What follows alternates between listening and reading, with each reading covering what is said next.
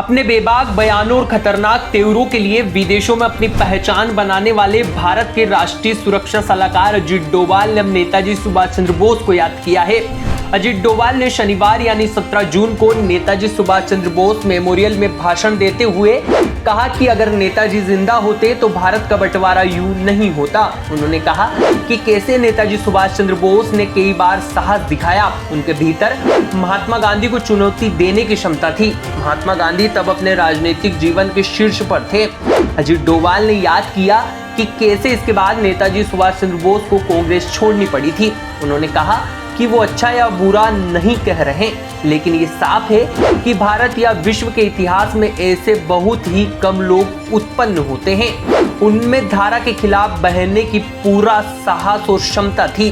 डोभाल ने कहा कि ऐसा करना आसान नहीं था। हालांकि उन्होंने ये भी बताया कि उस दौरान सिर्फ एक जापानी था जिसने नेताजी सुभाष चंद्र बोस का समर्थन किया था। वो तब अकेले रह गए थे। अजीत डोभाल ने कहा कि नेताजी ने कहा था कि मैं पूर्ण स्वतंत्रता से कम किसी चीज के लिए समझौता नहीं करूंगा।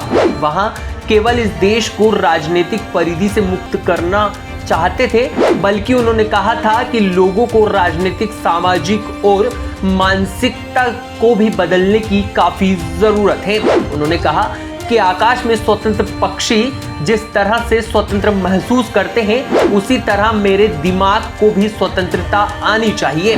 नेताजी के दिमाग में विचार आया कि मैं कैसे अंग्रेजों से लड़ूंगा, मैं कैसे अंग्रेजों के सामने भीख नहीं मांगूंगा।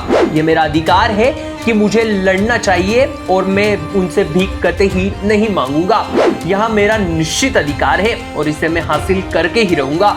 अजीत डोभाल ने स्पष्ट शब्दों में कहा कि अगर नेताजी सुभाष चंद्र बोस होते तो भारत का विभाजन कतई ही नहीं होता। उन्होंने बताया कि मोहम्मद अली जिन्ना ने भी कहा था कि वो सिर्फ एक ही नेताजी को स्वीकार करना चाहते हैं और वो है नेताजी सुभाष चंद्र बोस। डोभाल ने कहा कि उनके मन में अक्सर सवाल आता है कि प्रयास महत्वपूर्ण है या परिणाम। नेताजी के प्रयास काफी संदेह नहीं किया जा सकता। महात्मा गांधी भी उनके प्रशंसक थे, लेकिन डोभाल ने कहा कि परिणाम पर आकलन से क्या, बोस के प्रयास व्यर्थ गए।